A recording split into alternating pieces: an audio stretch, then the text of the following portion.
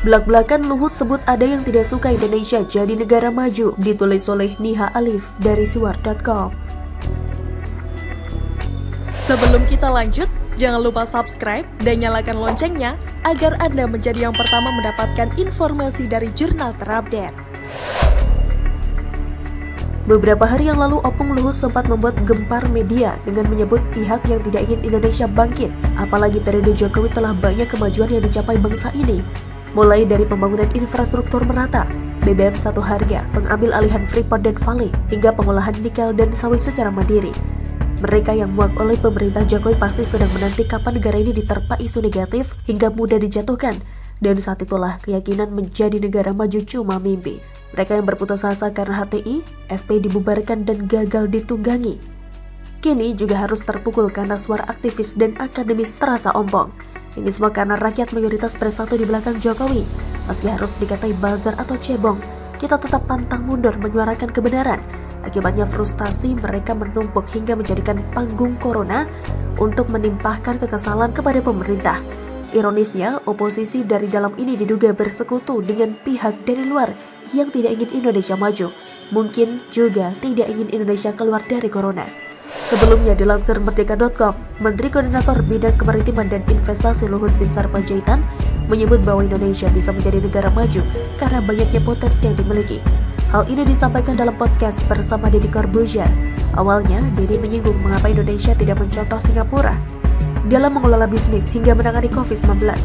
Namun kata Luhut, saat ini ada negara maju yang tidak ingin Indonesia jadi negara maju juga. Meski tidak menjelaskan lebih lanjut alasannya, Luhut menegaskan kalau sebenarnya negara-negara maju tidak mau negara berkembang menjadi maju. Semuanya harus dicapai dengan usaha sendiri. Negara maju itu tidak mau negara berkembang itu jadi maju.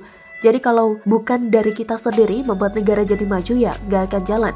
Orang suruh hajar kita terus, kata Luhut seperti ditulis pada Rabu 7 Juli. Saya ulangi, negara maju tidak rela negara berkembang itu jadi negara maju karena saya mengalami bagaimana mereka mempersulit kita supaya kita tidak maju. Itu fakta, kata Luhut.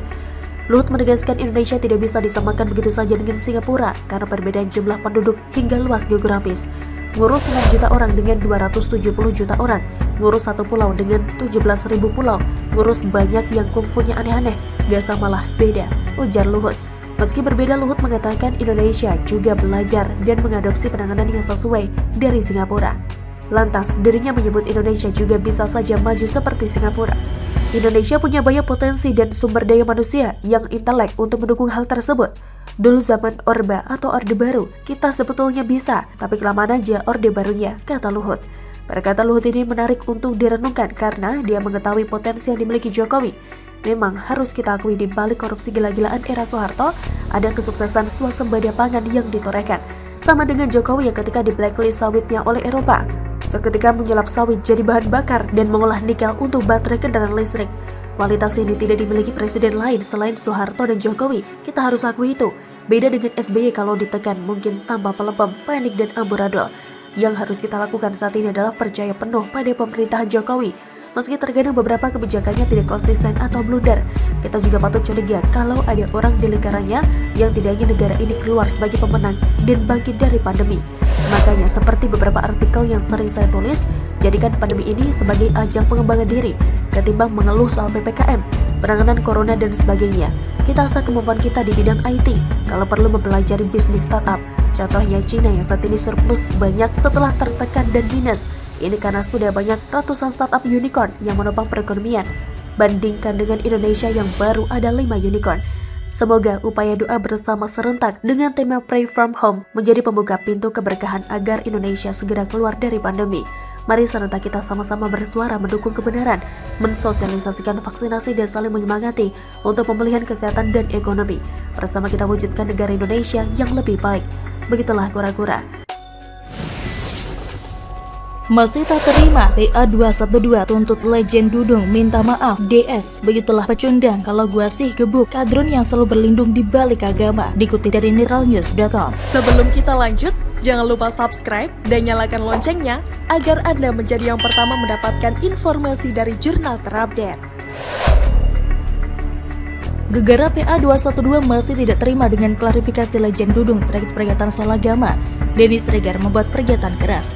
Sama mereka sih gue gak pernah ada urusan klarifikasi, karena semakin terlihat lemah, kita semakin diinjak.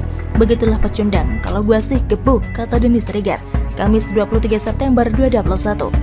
Sebelumnya, Ketua Umum Persaudaraan Alumni atau PA212 Slamet Ma'arif merespons soal klarifikasi pernyataan Legend Dudung Abdurrahman soal semua agama benar di mata Tuhan. Slamet tampak mengapresiasi langkah klarifikasi dari Pangkostrat tersebut. Namun, apapun alasannya, Pak Dudung sudah memperlihatkan jati dirinya secara terbuka, kata Slamet Ma'arif sebagaimana dikutip dari genpi.co.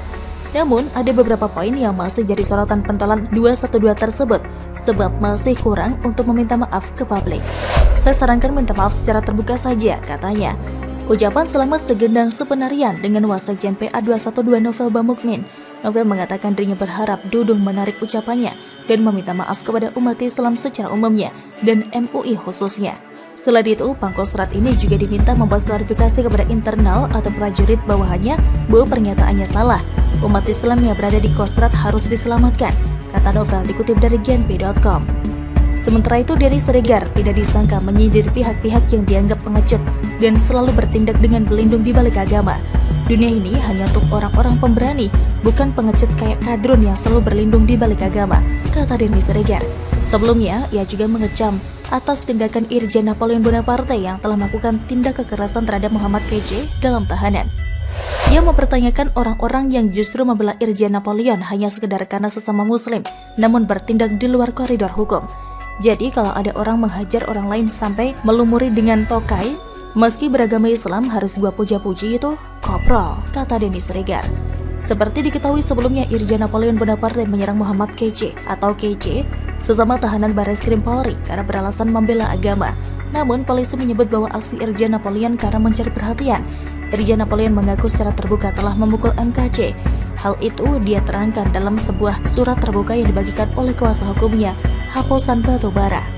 Dalam suratnya itu, dia mengaku sebagai orang muslim dan lahir dari seorang muslim. Irjen Napoleon yang terjerat kasus korupsi itu mengaku dibesarkan dalam ketatan beragama. Karena dasar agama tersebut, Irjen Napoleon tidak mau agamanya dihina. Dia pun menyebut siap menjalani konsekuensi dari tindakannya tersebut.